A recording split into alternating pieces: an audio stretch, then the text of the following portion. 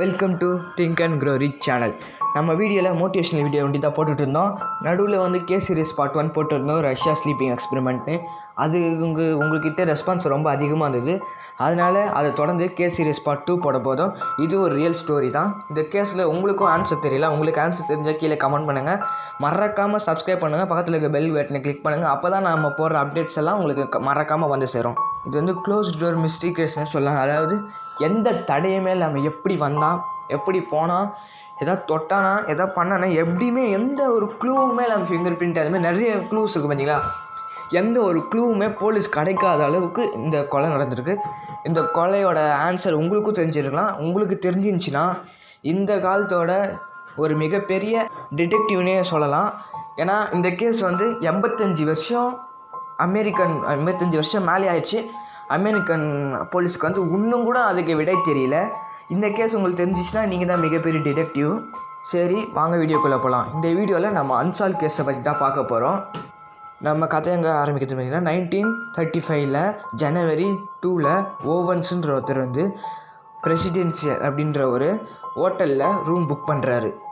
அவர் பார்க்க எப்படி இருக்காருன்னா, நல்லா coat suit, black coat suit போட்டுட்டு, பிளாக் ஃபேண்ட்டு போட்டுட்டு, பிளாக் கலர் ஷூ, எல்லாமே பிளாக் கலர், கண்ணாடியிலேருந்து எல்லாமே பிளாக் கலரில் கவர் பண்ணிட்டு அப்படியே பக்கா ஜென்டில்மேன் மாரி வந்து அந்த ஹோட்டலில் நிற்கிறாரு. வெளில நின்றுட்டு அந்த ஹோட்டல் ரிசப்ஷனில் இது ரூம் கேட்குறாரு, எங்களுக்கு ஒரு ரூம் கொடுங்கன்னு.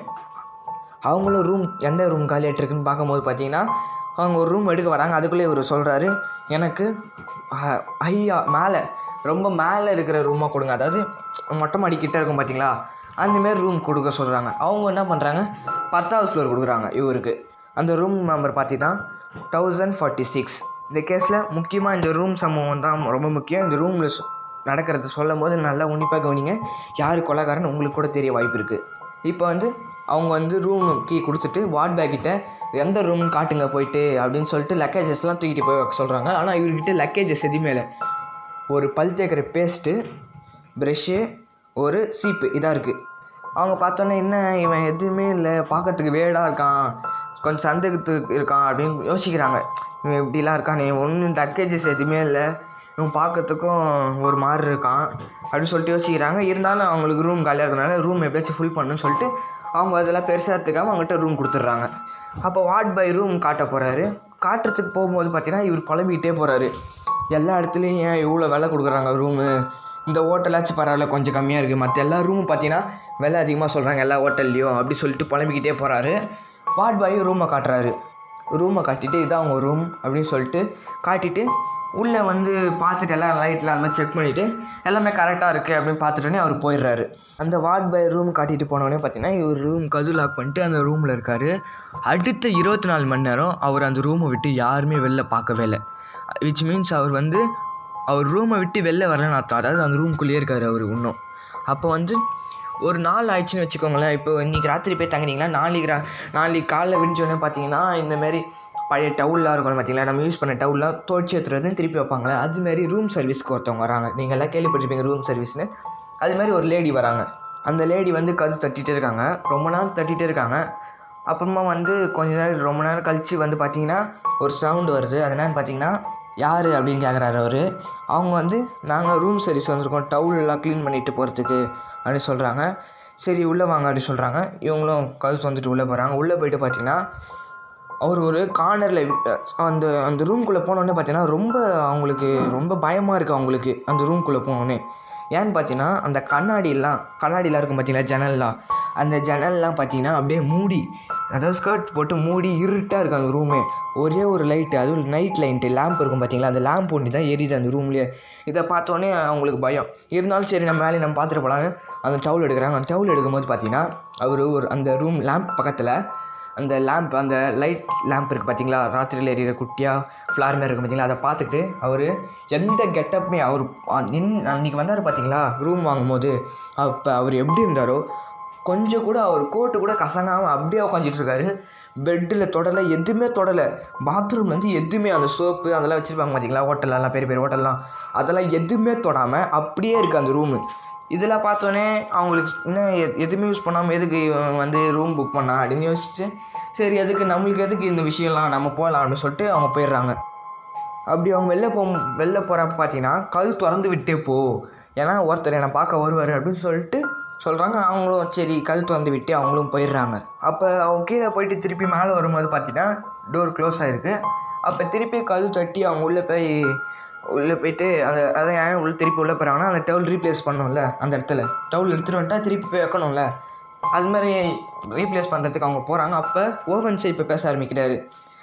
யார்மா நீ, உன் பேர் என்ன, இந்த ஹோட்டலை பற்றி கொஞ்சம் சொல்லு, உன்னை பற்றி கொஞ்சம் சொல்லு, அவங்கள பற்றி கேட்டுகிட்டே இருக்காரு. ஆனால் அவரை பற்றி ஒரு வார்த்தை கூட சொல்லலை, அந்த பொண்ணும் ஒரு வார்த்தை கூட இவரை பற்றி கேட்கலை. அடுத்த நாள் பார்த்தீங்கன்னா அந்த ரூமுக்கு வந்து அந்த பொண்ணு வரா, திருப்பி ரீப்ளேஸ் பண்ணணும்ல ஏதாச்சும், அதனால் அந்த பொண்ணு வரும்போது பார்த்தீங்கன்னா வெளியில் கதவு பூட்டியிருக்கு. சரி இவர் எங்கே வெளில போயிருப்பார் போல இருக்குது, நம்ம மாஸ்டர் கீ இருக்கும் பற்றில, அவங்க கிட்ட ஒரு கீ இருக்கும் பற்றில, செகண்ட் கீ, அதை வச்சு ஓப்பன் பண்ணி நம்ம ரீப்ளேஸ் பண்ணிட்டு போயிடலாம் அப்படின்னு சொல்லிட்டு அவங்க கதவு திறந்து உள்ளே போகிறாங்க. அங்கே போனால் செம்ம ஷாக் அவங்களுக்கு. என்னென்னு பார்த்தீங்கன்னா திருப்பியும் அவர் உள்ளே உட்காந்துட்டு அந்த எங்கே உட்காந்துட்டு அதே இடத்துல உட்காந்துட்டு அந்த லைட்டையே ஊற்று பார்த்துட்ருக்காரு. இதை பார்த்தோன்னே அவங்களுக்கு இன்னும் கொஞ்சம் பயமாயிடுச்சு. இன்னும் வெளில தாப்பால் போட்டுக்குது, இவர் எப்படி உள்ளே வந்திருப்பார் அப்படின்னு ரொம்ப யோசிச்சுக்கிட்டே சரி நம்மளுக்கு எதுக்கு இந்த வம்பு சொல்லிட்டு எப்பயும் போல் எல்லா வேலை செய்கிறவங்க மாதிரி இவங்களும் போயிட்டுருக்காங்க. அதுக்கப்புறம் பார்த்திங்கன்னா அவங்க போகிறதுக்கு முன்னாடி ஒன்று நோட்டீஸ் பண்ணிட்டு வெளில போகிறாங்க. அது என்ன விஷயம்னு பார்த்தீங்கன்னா அவர் எங்கே உட்காந்துட்டு அதே இடத்துல உட்காந்துட்டு அந்த லைட்டை பார்த்துட்டு இருக்கல, அந்த லைட்டாண்ட I will back in 15 minutes டான் அப்படின்னு எழுதி வச்சுட்டு போயிருக்காங்க யாரோ. அது இவங்க பார்த்துட்டு அவங்க அப்படியே போயிட்டுருக்காங்க வெளில. அப்போவும் அந்த பொண்ணுக்கு எதுவும் சந்தேகம் வரல, அவங்க போயிட்டாங்க. அப்புறமா கொஞ்சம் நேரம் கழிச்சிட்டு திருப்பி அதை ரீப்ளேஸ் பண்ண வரும்போது உள்ளே வரும்போது பார்த்திங்கன்னா அந்த கதவுக்குள்ளே அதாவது அந்த ரூம்குள்ளே இருந்து 1046 ரூம்குள்ளே இருந்து பார்த்திங்கன்னா ஒரு சத்தம் வருது, 2 பேர் ஆர்கியூ பண்ணுற மாரி. இவங்க வந்து சரி அவங்களுக்குள்ளே ஏதோ பிரச்சனை போல இருக்குது, நம்ம வந்த வேலையை பார்த்துட்டு நம்ம போகலான்னு பார்த்துட்டு கதவு தட்டிட்டு நாங்கள் யார் அதுக்குள்ளேருந்து வேறு ஏதோ ஒரு குரல் யார் அப்படின்னு கேட்குறாங்க. யார் நீ அப்படின்னு கேட்கும்போது ரூம் சர்வீஸ் சார் டவுல் வச்சுட்டு போக வந்திருக்கோம் அப்படின்னு சொல்ல உடனே டவுலாக இருக்குது நீ போ இங்கேருந்து அதெல்லாம் இருக்கீங்க அப்படின்னு சொல்கிறாங்க. அதை கேட்டவொடனே இவங்களுக்கு தான் தெரியும்ல, இவங்களுக்கு வந்து தெரியும், ஏன்னா டவுல் இவங்க தான் எடுத்துகிட்டு போனாங்க, டவுல் உள்ளே இல்லைன்னு. சரி அவங்களுக்குள்ளே ஏதாவது பிரச்சனை போல இருக்குது, நம்ம எதுக்கு கடுப்பேற்றணும்னு அவங்களும் போயிடுறாங்க. அன்றைக்கி நைட்டே பார்த்தீங்கன்னா பக்கத்து ரூமில் இருப்பாங்களே அவங்களுக்கு ஒரு சத்தம் கேட்குது, ஒரு சும்மா கத்திட்டு இருக்க மாதிரி அதாவது ஒரு சத்தம் கேட்குது அவங்களுக்கு. அவங்க டிஸ்டர்ப் ஆகிறாங்க. ஃபஸ்ட்டு ஒரு கால் பண்ணுறான்னு பார்க்குறாங்க, சரி நம்மளுக்கு எதுக்கு வம்பு இன்னும் கொஞ்ச நாள் அடங்கிடுவாங்க அவங்களே சொல்லிட்டு விட்டுறாங்க. அப்புறம் பார்த்தீங்கன்னா திருப்பி சத்தம் வருது. திருப்பி சத்தம்னு பார்த்தீங்கன்னா செகண்ட் டைம் கால் பண்ணலான்னு பார்க்குறாங்க. கால் பண்ணும்போது பார்த்தீங்கன்னா அந்த சத்தமே தானாக அடங்கிடுது. அடுத்த நாள் காலில் பார்த்தீங்கன்னா அவங்க ரூமில் இருக்கிற ஃபோன் ரிசீவர் இருக்கும் பார்த்தீங்களா, அவங்க ரூம்லேயே ஒரு ரிசீவர் இருக்கும்ல, ஃபோன் எடுத்து கம்ப்ளைண்ட் பண்ணுறதுக்கு ஏதாச்சும் ஹோட்டலில் ஆர்டர் பண்ணுறதுக்கு அதுமாதிரி ஏதாச்சும் இருக்கும்ல, அங்கே இருக்கிற ரிசீவ் ஃபோன் பார்த்தீங்கன்னா எடுத்து கீழே வச்சுருக்காங்க. அதாவது நம்ம ஃபோன் எடுத்து காதில் வைப்போம் பார்த்தீங்களா ரிசீவரு, அது வந்து எடுத்து தனியாக வச்சுருக்காங்க. அதனால மேனேஜர் சொல்கிறார், அதனால் ஏதாச்சும் எமர்ஜென்சின்னா கால் பண்ண முடியாது, ஏதாவது சொல்ல முடியாது அவங்களுக்கு, அதனால் நீ அதை போய்ட்டு சரியாக வச்சுட்டு அவர் சரியாக வைக்காமல் தூங்கிட்டார் போல இருக்குது அப்படின்னு சொன்னோடனே இந்த ரூம் பாயும் போகிறாரு.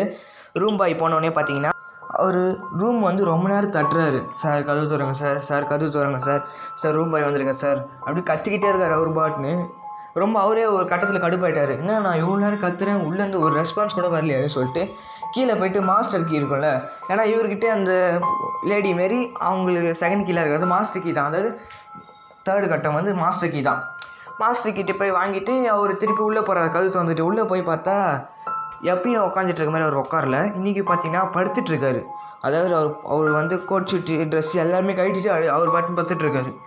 இதை பார்த்துட்டு அவர் ஏதோ குடியில் பத்துட்ருப்பார் பொழுது டயர்டாகி அப்படின்னு சொல்லிட்டு இவரும் அது பெருசாக நினச்சிக்காமல் வந்த வேலையை பார்த்துட்டு ரிசீவரை மூடி வச்சுட்டு அவர் பழையபடி ரிசீவரை வச்சுட்டு அவர் பாட்டு கிளம்புறாரு.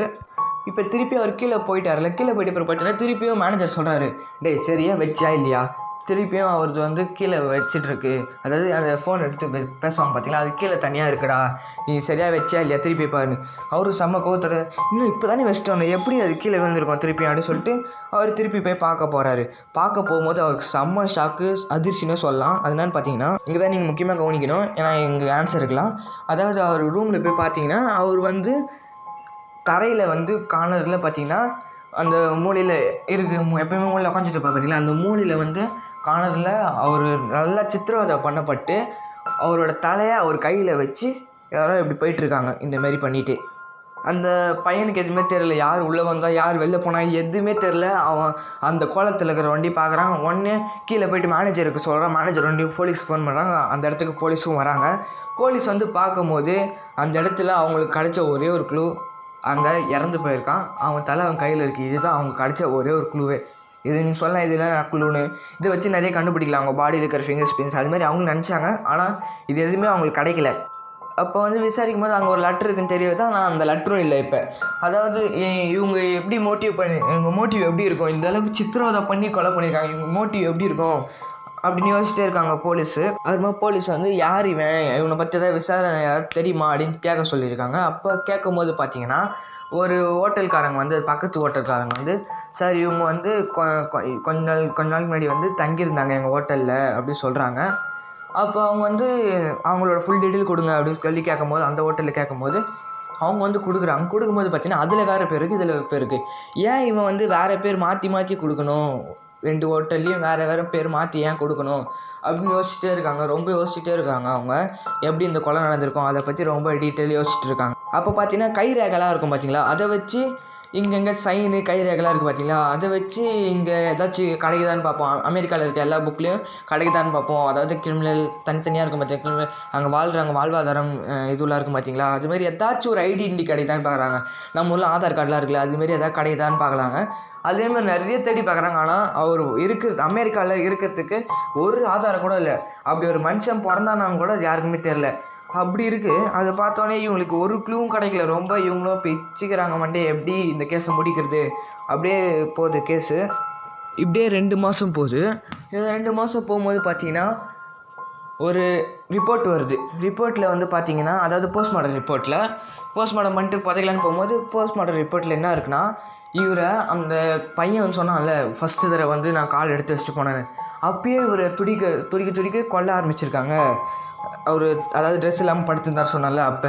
அதுக்கப்புறம் திருப்பி 2வது தடவை வரும்போது தான் கொண்டுட்டு போயிருக்காங்க அப்படின்னு ஒரு இது தெரிய ஆரம்பிக்குது. அதாவது டைம் டிஃப்ரென்ஷியேட் பண்ணுவாங்களே, எங்கே கொத்துறது டைம் டிஃப்ரென்ஷியேட் பண்ணுவார்ல, அதுமாதிரி டைம் டிஃப்ரென்ஷியேட் பண்ணி அவங்ககிட்ட சொல்கிறாங்க. இதுலேயும் அவங்களுக்கு பெருசாக எந்த க்ளூவும் கிடைக்கல. அப்புறமா என்ன பண்ண புதைக்க போகும்போது பார்த்தீங்கன்னா ஒரு கால் வருது போலீஸ்க்கு. அவரை நீங்கள் புதைக்காதீங்க, அவர் ஆடம்பரமாக புதைக்கணும் அப்படின்னு சொல்லிட்டு ஒரு கால் வருது.